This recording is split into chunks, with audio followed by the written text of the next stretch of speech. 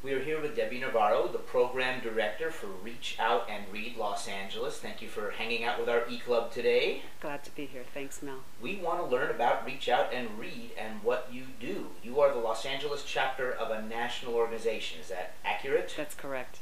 How long has it been around? Well, Reach Out and Read got started in 1989, and it was an idea of a pediatrician and some early childhood educators to bring in used books from their homes and have them in the waiting area. And the books started disappearing, and they thought, oh my gosh, what's going on? How are we going to be able to keep enough books here in the waiting area?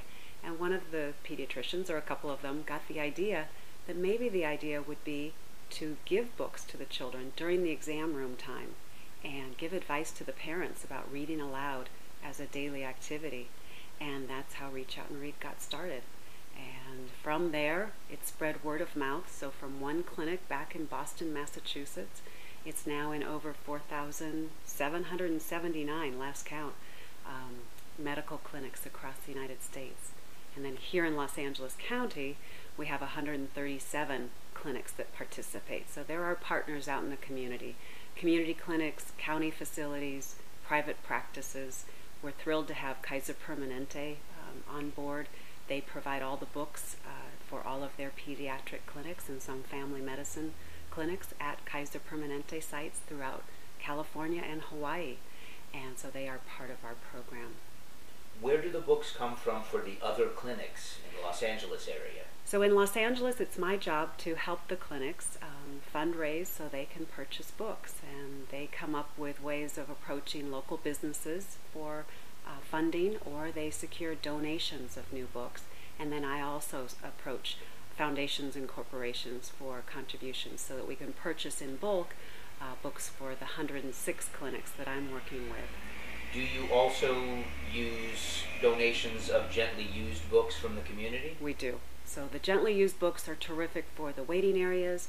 They can go in the exam room so that when the families are waiting for their doctor's appointment, and that can be a scary time for a young child and for the whole family, it's nice to have books there. Gently used books can be available for the families to read for all ages. So some of our clinics will have books for children and young teens. So up through age 18, some of the clinics will accept donations of books. You're anticipating my question. The age range was going to be the next question. So you are looking for books not just for the extremely young, but even all the way up to 18. We are.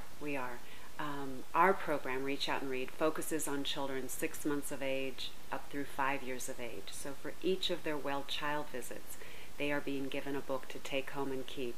And we figure a baby who starts with our program at their local clinic would have a library, a home library of up to 10 books by the time they get to kindergarten.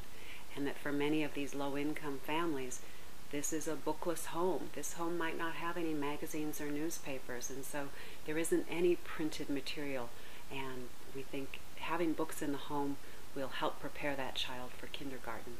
So those are our new books, but then the used books, it's wonderful for all ages. In fact, we have a clinic in Santa Monica that the staff members have their own lending library, books for adults, so that the staff members are also embracing literacy and reading in their free time. Have there been any efforts with any of the schools around town? We've been in contact with a few of the schools, and the interesting thing that one of the schools in Calabasas did was through their Scholastic book sale, they collected dollars from the children for Reach Out and Read. And other schools have collected used books for us. But there's so many great literacy programs in Los Angeles that many of the schools are working with an organization called Bookends, where they are bringing in their used books and they are donating those to schools that don't have a very big library of books, and the books can be used at another school. So there's lots of ways in LA County to recycle books and get them in the hands of more children. Have you in the clinics noticed an issue of literacy, reading levels among the adults, the parents of some of the children? It's interesting you ask that, because besides the 137 clinics that participate in Reach Out and Read in LA County, we have about 20 clinics that are in the application phase, and they are pending. They need to come up with funding before they can become approved sites. But on their application, it asks them to tell what they think needs to be changed in their community. And for some of these clinics, they are telling us that they notice that parents have low literacy, that they are finding out that some of their parents have dropped out from school or have come from another country and have not completed many years of school. English is a second language for them. There are lots of different issues going on for these parents, and we find that in discussing their children's literacy, the pediatrician, nurse practitioner, family medicine physician that is doing this well-child exam can then approach the parents about their own literacy needs.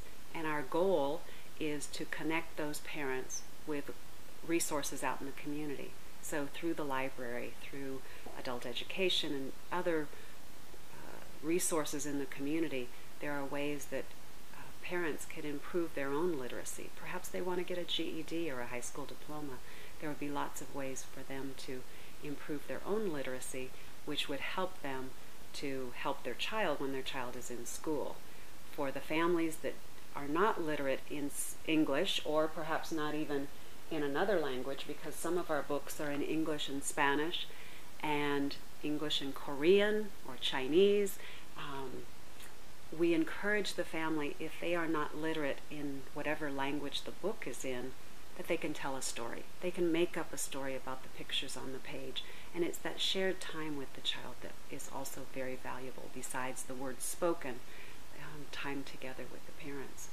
Well, it's occurring to me that the combination of the literacy and just the medical, being able to read a dosage or doctor's instructions or a medicine label. Health literacy is a huge problem in our country. And we certainly hope that whatever we're doing to combat childhood literacy issues, we are helping to break the cycle of poverty, and hopefully these will become proficient readers in school, that they'll stay in school and graduate and become successful in life so that they won't have the same illiteracy problems that perhaps their parents have had. So your organization, while looking at the needs of the parents, the adults, and others, if you're taking the position that it's a long-term solution. Certainly. If you can get the youngest children reading, they will never be in the position of being a parent who doesn't have a high enough level of literacy. It's true. It's true. And when I've spoken with Rotary clubs before, face-to-face at meetings, lunchtime meetings, evening or breakfast meetings, I've talked about how we have a problem with functional illiteracy, and that's the idea of someone not being proficient enough in reading that perhaps they can't fill out a job application, they can't read a bus schedule, they can't read the prescription on their medication, and so it is a real problem. One of the things that impresses me when I hear the experts talk about literacy is a study done by Hart and Risley, and this was done years ago, back in the 60s even. They collected data for 2.5 years on 45 families, and they met with these families for 1 hour a month and recorded all of the words spoken during that hour, and they analyzed it. And what they came up with is that children in welfare families hear 30 million words fewer than a family, a professional family, a family of influence that has money. And 30 million words by age 3 means that that child is far, far behind. The information that we have says that 1/3 of our children are entering kindergarten not prepared to learn to read. And we understand that by the end of 3rd grade, a child should be able to read, because starting in 4th grade, they're reading to learn. They're using their reading and comprehension skills to analyze information in their math work that they have to do. They are reading for social studies and history, all different classes. So it's not just learning the words and learning to read. Then they need to be able to move far beyond that, to be able to be proficient at reading and stay in school. The cycle is fairly obvious. If you are not a reader, you're not going to pass along the desire to read to the next generation. Right.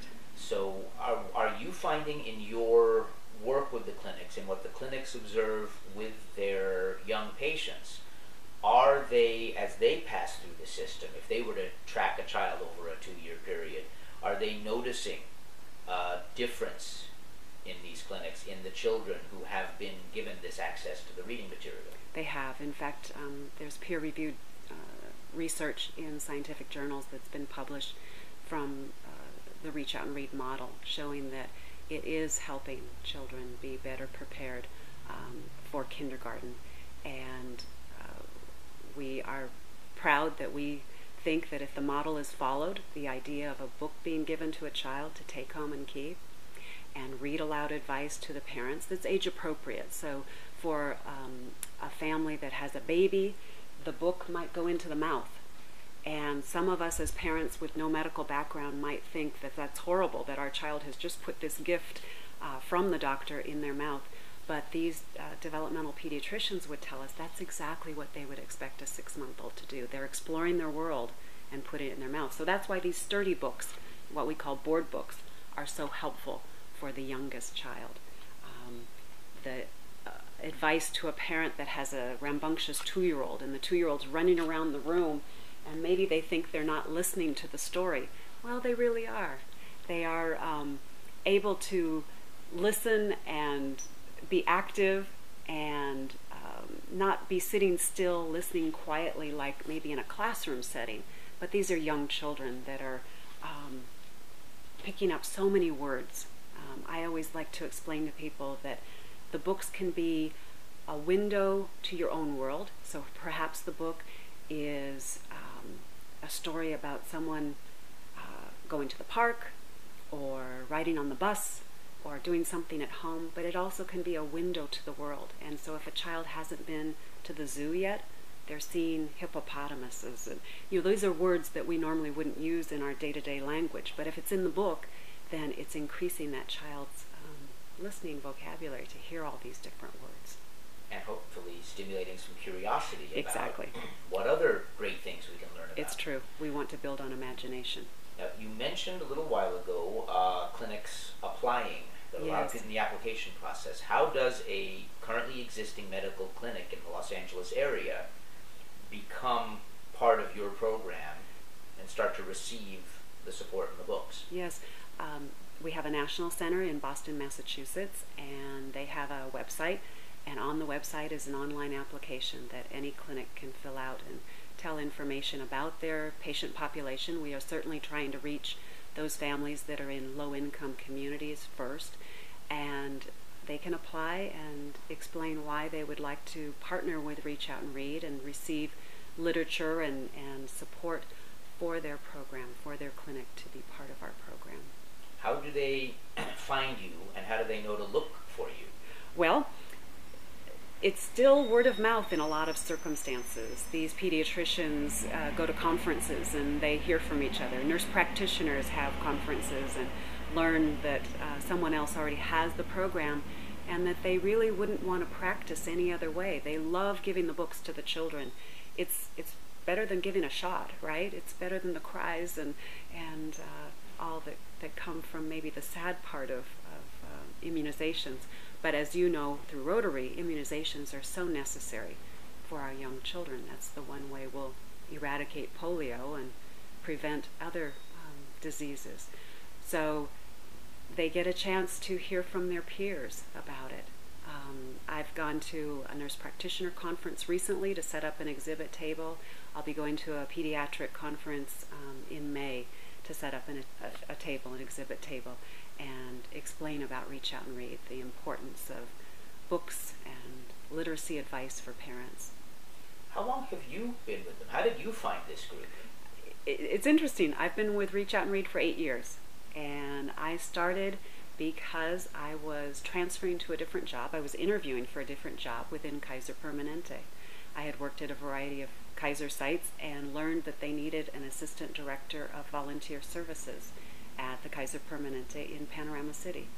So during that interview, they were explaining all the different things that the volunteers did. There were 300 volunteers, seniors, high school students, college students, that volunteered there in the gift shop, in the clinics, in different jobs, but also they had dedicated volunteers in the pediatric clinic that were reading to children. And I thought, what a great idea. And they explained, it's part of Reach Out and Read. It's the idea of our pediatricians giving books to children during each well-child visit and literacy advice to the parents. So I heard about it, helped those volunteers continue their program and order books for the clinic. And then I found out that the National Center was looking to expand in Los Angeles and that they wanted to hire someone part-time to spread the word. And I was able to become part of Reach Out and Read and talk with the Community Clinic Association, get the word out through Kaiser Permanente to all of the other clinics in the area that this was a great program that they could participate in.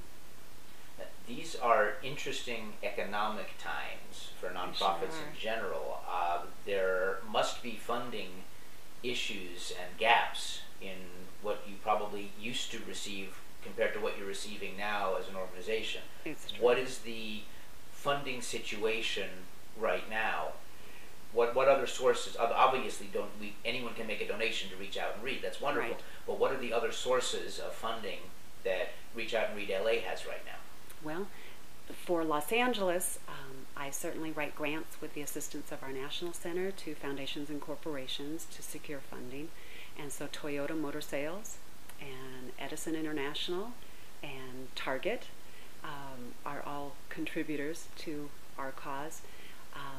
And in the past, we have had federal funding through the Department of Education. That ended, unfortunately, a year ago. It went from $6 million down to zero at our national office, out of a budget of $13 million. But they've been very good about securing funding in other ways. Scholastic has donated 1.3 million books to Reach Out and Read nationwide. And so that $6 million used to help us support these 4,700 clinics nationwide. And we are now in the position of securing a competitive grant through the Department of Education. It's available for school libraries, for Reach Out and Read, and also Reading is Fundamental, another important program that is getting books in the hands of children, that children through events at a lot of schools and even through some of our Reach Out and Read clinics are having the chance to choose a book to take home and keep. So that's a real opportunity for us. Coming this spring, we'll be able to apply for that competitive grant. We've been lobbying with our elected officials in Washington, D.C. Just got back from a trip. There were about 100 of us that went there last Tuesday, one day on Capitol Hill, with pediatricians and other medical providers and others like myself who are regional coordinators or state coordinators. We visited over 300 offices, and I can proudly say we got 120 signatures by House of Representatives on our Dear Appropriators letter, hoping to continue the level funding for a competitive grant process for fiscal year 2013. So there's a chance to get federal funding. There is a chance to get it back. And what we're proud of is that for every federal dollar that is used for Reach Out and Read, we typically nationwide secure 2 private dollars. So it's a 1-to-2 ratio. And so certainly I am working on that in Los Angeles and trying my best to spread the word about the program. Everyone has a fond program for them, a passion. For some people it's homelessness, and that's an important cause. I just hope that I can reach out to all of those that think education is critical for our youngest children, and that they might contact me to see ways that they can help. There are ways that I can apply for funding through Wells Fargo and Northrop and several other foundations through corporations if I have the support of an employee through their company. So that's one of my focus areas. So what it comes down to is obviously every organization needs money. Right. But what can a normal person, and I hesitate to call Rotary Club members normal, but what can a normal person do right here in our home community around the San Fernando Valley and Burbank and Glendale, and even that other part of Los Angeles, south of Mulholland, where we try not to go very often. What can normal people do to partner with you, to work with Reach Out and Read Los Angeles and help the children? It's a good question. So certainly used books are very helpful at each of our clinics because they can be in the waiting areas and in the exam rooms. If anyone wants to send a contribution, that can be done through our website. Also reaching out to me and emailing me, contacting me to be an advocate for our youngest children. And if there are opportunities in the future for us to contact either our elected officials in Washington, D.C. or Sacramento, it'll be nice for me to have a growing list of email addresses in a listserv that I can send out one email and say, if you have a few moments, if you would send one email or make one phone call, this could help the children in our community. Grassroots. Grassroots. Sounds like we should rip from the headlines. Occupy the library. That might help.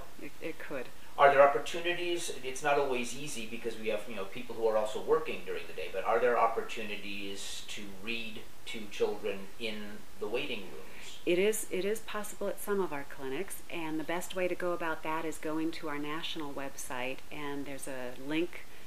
Is it called a button that says Where We Are? And by going to the Where We Are button and going to California and then going to the Los Angeles County section, there are little icons next to each of our 136 community clinics.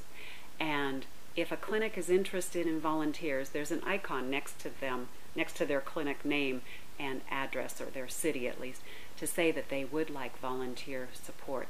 And by clicking on that, you're able to send an email directly to the clinic coordinator and let them know that you are interested, and certainly list your hours, because that would be helpful information for them to know whether they have clinic at that time. Some clinics do meet in the evening or perhaps on Saturday, but for the most part the clinics would meet Monday through Friday work hours. And I understand we've spoken previously, in some cases the volunteers are required to have had a background check. Right. Just because, as in Rotary, with the new Rotary Youth Protection rules, we need to be sure that anyone who's going to be hanging out with a child unsupervised is qualified and safe to do so. It's true, and that's up to each clinic, so that's something each person could check with the Most clinic Rotary to know. Club presidents will tell you that we have been trying to herd children for a long time, but that's just at our club meetings. Different problem. So there are opportunities to help. You're easy to find. We'll include a link to your website on our page. That's the beauty of the eClub program, is that as soon as someone's done with the video, they can click right below this video image that they're looking at right now. Great. And check it out. So hopefully we can find opportunities to work with you, because literacy and youth programs are a very big deal in Rotary in general around the world. And what we need in our local community, we sometimes forget that the problem of illiteracy is also right here. Right in our own backyard, isn't it? So everything seems to stem from that. Mm-hmm. So let's keep talking at some point, although not on video, because if we go much longer, everyone beats me up. Debbie Navarro, Program Director, Reach Out Read Los Angeles, thank you for being with our eClub today. Thank you very much, Mel. I appreciate the time.